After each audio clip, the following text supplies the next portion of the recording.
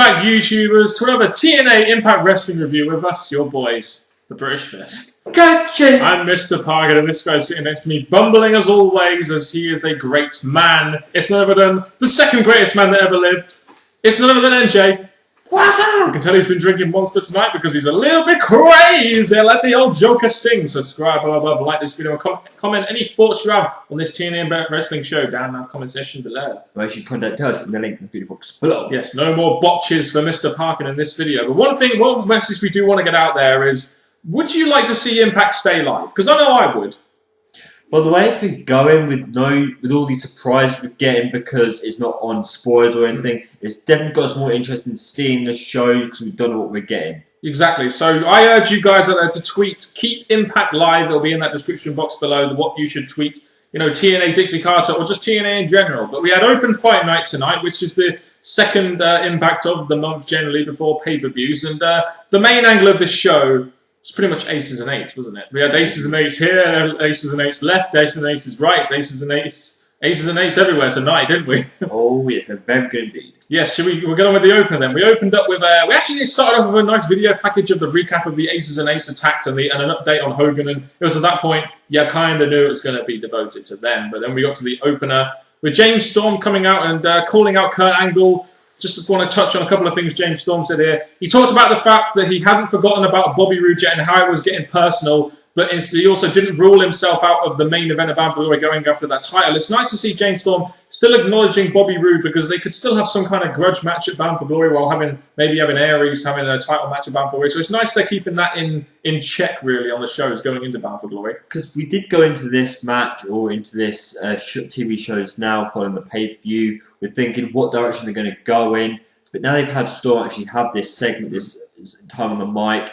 He actually explained that he didn't really care about the title now. He still wants his piece of Roode, which it makes sense after what's been going on. But in my eyes, the title should be the importance of the match at the pay-per-view. Yeah, and it just said they've got two ways of going about it now, really. Either a grudge match or get the title off Aries and do some sort of title match. But there we go. We get him calling out Angle and basically saying that he is the measuring stick of wrestling and he wants to beat the measuring stick of wrestling. But Angle doesn't come out. And just like we had with Hogan last week with the massive lull in the fact that he wasn't coming out, we have the Aces and Eights and we find out the Aces and Eights have got Kurt Angle. Oh dear.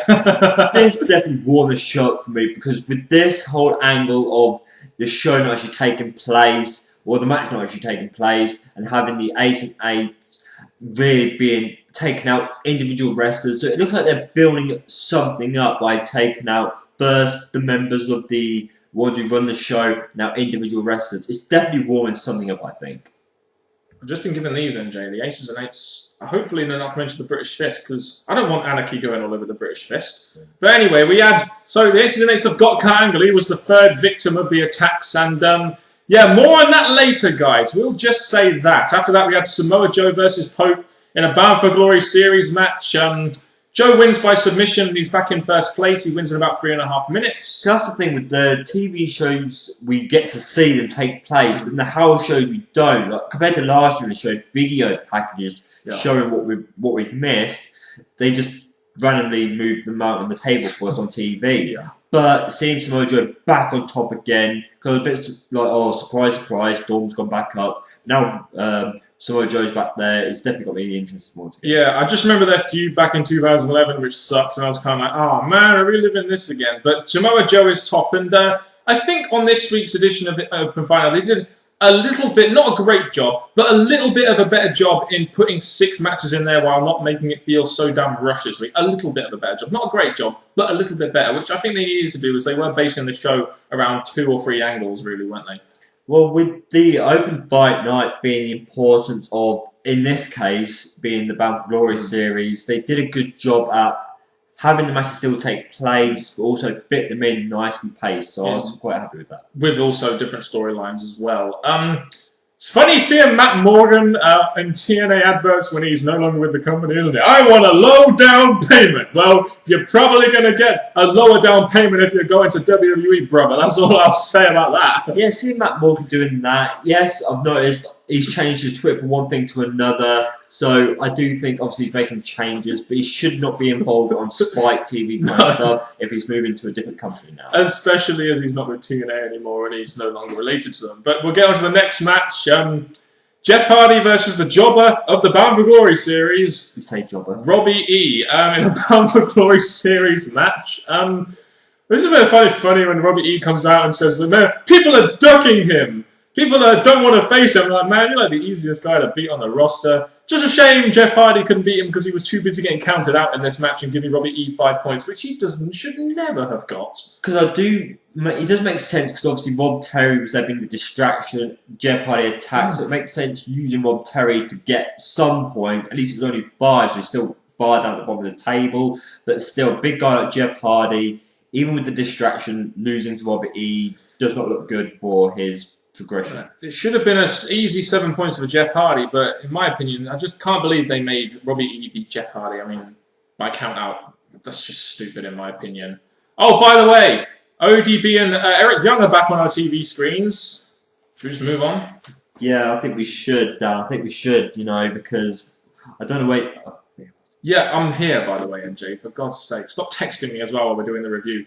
Sam Shaw got a gut check this week, and to be honest with you, Sam Shaw, in my opinion, didn't really look like anything special. And when AcesAnd8's come out, I was kind of like, I love the fact that we get this gut check angle. It's something I look forward to, but, the AcesAnd8's, I was kind of mixed on this, going into the gut check segment and attacking the gut check guy, if I'm honest. Well, 2 things I want to say about this. Number 1, this Shaw guy is unbelievably a great wrestler. If you doubt him again, I'll make sure he slaps you one. Now, with the AcesAnd8's coming down and attacking him, with him not being the most wondrous guy, the best guy that they could have in the gut check challenge, I don't really mind the AcesAnd8's doing that. It shows them they can attack main eventers as well as guys that nobody knows. There we go.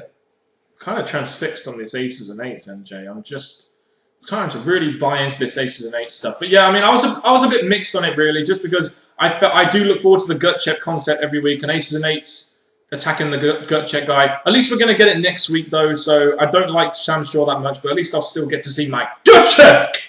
As long as you don't get a contract. Yeah, as long as he should just not get a contract. If he gets a contract, I swear I will kill TNA. Mr. Anderson versus AJ Styles in a Bound for Glory series match. This was a pretty good match. It went about 13 minutes and 45 seconds, I know, because I counted on my stopwatch like I sadly do every show we review. And yeah, it was a good match. Anderson gets the pin after what seemed like a very sloppy ending sequence, but Anderson gets the win over AJ. Well, following Kurt Angle, getting AJ Styles was definitely a good progression for Anderson, and I really enjoyed this match. There's nothing much wrong with it. It went nice and smoothly, good wrestling, which you do expect from Styles, and giving it to Anderson. So Anderson's had 2 great matches in 2 weeks. Yeah, it's just a shame the ending was a little bit sloppy, but it was generally a good match in my opinion. We then get to what was essentially going to be our main event, which was the whole AJ Claire Lynch stuff. You have Claire Lynch coming out from the crowd. There's a reason why NJ's drinking at this point. And by the way, that isn't Coke, guys. There is some vodka in there as well. Basically, Claire Lynch comes out, and basically she pulls out some pictures of her and AJ Styles in bed. And it's kind of like, wow, AJ looked pretty much drunk, like he didn't know he was there. And that kind of got me thinking. Some people on Twitter were talking about this as well. Why not take this to mainstream TV and put it on Maui? Why not put it on Jerry Springer? At least get this storyline some TNA, some mainstream attention on storyline. Why not go that far? You might as well have gone this far already. The sad thing about this is that it's moving. It seems to be moving away from AJ and Daniels. Oh, yes. Now it's about AJ and Claire, and it's just getting worse. At least the WWE version of this is going to probably come to an end soon, but this one looks like it could go on, building it more and more, and swerve back round to AJ and Daniels. I just really do not like this. So TNA... Yeah, at least this one will have some payoff, probably. I'm just saying. But anyway, AJ, it'll probably have something to do with Daniels and Kaz, maybe drugging AJ or something. I don't really know where this is going, but we'll see in the next couple of weeks. Some people don't like this storyline, others do. Some people can relate to this kind of storyline, which is probably why TNA are doing it. But we'll go on to the next segment anyway. We had Rob Van Dam versus Christopher Daniels with that Bellator guy on commentary. And he sounded very enthusiastic, didn't he? He sounded like he went to more than just one TNA house show by the sounds of it. Yeah, it sounds great, damn it. Yeah, not that we really care. It just really annoys me when TNA have to plug Bellator and, when they're supposed to be one of the top-rated TV programs on Spike, really. And I don't know what the hell's wrong with it. You didn't really do much. No, but I hear that TNA are apparently very high on Christopher Daniels, especially for his work in this Claire Lynch storyline, because at least one thing we can take from this is, although we don't like the storyline, Daniels' mic work has been very good throughout the storyline, hasn't it? High on Daniel, he loses every pay-per-view match. Yeah, well done, TNA. Yeah. I guess he is a heel, so we can't really take it. I guess my question about this now is, I know we had RVD versus Daniels, but what is RVD's purpose in TNA right now? Like, does he really have a purpose? It's kind of like, just what's the point in him being on the show anymore? I think it's just like the draw for RVD fans. He was in WWE, he's in TNA, so any Rotterdam fans will tune in to see him, but I don't think there's that many anymore. Very surprised Christopher Daniels gets the victory, even if it was with the feet on the ropes. RVD putting a guy over, that doesn't happen every Impact, does it? Not very. The ending, again, the match was okay. I give it that the match was okay for those two, but you don't expect it somewhat with Daniels still being a good wrestler for years. But the ending was really, like, Daniels like, I've got to do something quick to make this work. Yeah. It all went completely wrong, but he gets the win and escapes the ring and blah, blah, blah. Yay, woo, typical heel backing up the ring. We then get a phone interview with Brooke Hogan talking about her dad's condition. This lasted for about, 30 seconds. It was pretty harmless for what it was. Continuing that AcesAnd8's storyline, which has dominated the show pretty much. And it also looks like that they're going to be doing some sort of split personality thing with Joseph Park from now on, probably. Next stage of this Bully Ray Joseph Park storyline. Yeah, because we get to Garrett Bischoff, woohoo. Yeah. Make sure you don't do this, take my word, think about this. And all Garrett was saying was, what happened last week? Who was that?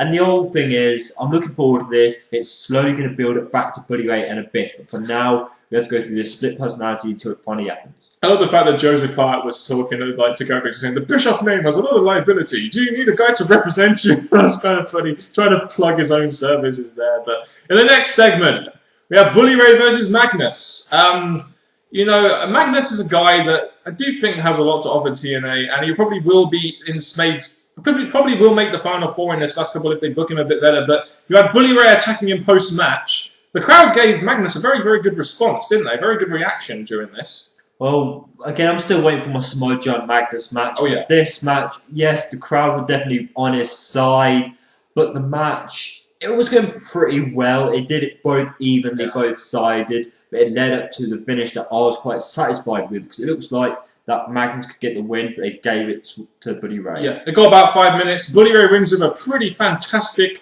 better than Randy Orton cutter, didn't he? That was a good spot. I like that. All you got to do, Randy Orton, is pop, pop, pop, RKO. Awesomeness. Or maybe, like he did last year, do some toe tips as well while he's doing it like a male cheerleader. We'll say this, though. Carvzilla looked a little bit hurt after that match, didn't he? Because Magnus had a nice Texas cloverleaf on him to really add some psychology to that match. That was a good spot, and I thought that would be a perfect time to bring up Joseph Parks to get one over on Bully Ray, because he's injured, but obviously they left that for a later week. But overall, it was an okay match. TNA have signed Chavo Guerrero Jr. He recently did some work in Rinka King. He's going to be debuting next week. Give your quick thoughts on Chavo Guerrero in TNA. Well, he's a big name again. The Guerrero family is normally represented by the WWE, so for him to come over to TNA, I do think it's something quite big. I know he's not the biggest of the Guerreros, but he's still a Guerrero, and I think him being a part of this, I can see him going straight towards the X Division Championship just because of his name and how he's been brought up. I mean, whether they'll bring him in as a face or a heel, who really knows? He can work both, but should be a nice addition to the X Division that does need probably a little bit of star power in there right now with all the new talent they're signing. So we'll have to see how he does in there. I imagine he will be a good signing for TNA. He did work for Rinka King and did some good work there. So be interesting to see what he does, even though he's not like a massive high-profile signing or anything, but still a solid signing for their X Division. Move on to our main event of the evening. Bobby Roode versus Austin Aries. Bobby Roode, as we knew last week, was going to call out Austin Aries to prove that Austin Aries was a fluke. Yeah, very good. And we had a backstage segment and then he showed those 4 cards and he took his top off thing, and that's what he saw. So we knew something was coming by the end of the match. We get to this match, call him straight out, and bam, the main. Yeah, AcesAnd8's. Apparently Austin Aries is going to trump AcesAnd8's, and after a pretty decent match with Bobby Roode, as we kind of expect from these two, it kind of looked like AcesAnd8's trumped pretty much the main event itself, really, didn't it? It was a kind of thing that you really don't want to see, because obviously it's this match that was going to determine if Roode's going to get his title match at the pay-per-view. I think he already has one, but either way, it was to see if Roode was to see if Aries was a fluke or not, basically. And I thought it was okay. The attack. The thing I noticed about the attack is early in the night. I didn't say this. Is that one doesn't wear a mask. Chris Silvio. It could be him, but I was just like all the hair, the face, and all that. But I really like this. The attack going on. So it seems like they may have a purpose on tackling these certain wrestlers, not just attacking randomly. But I do look forward to seeing where they go next with this. Yeah, I mean, I like the Aces and Eights stuff. It's just, do they have to get involved in the main event match? Do they have to get involved with Austin Aries and Bobby Roode?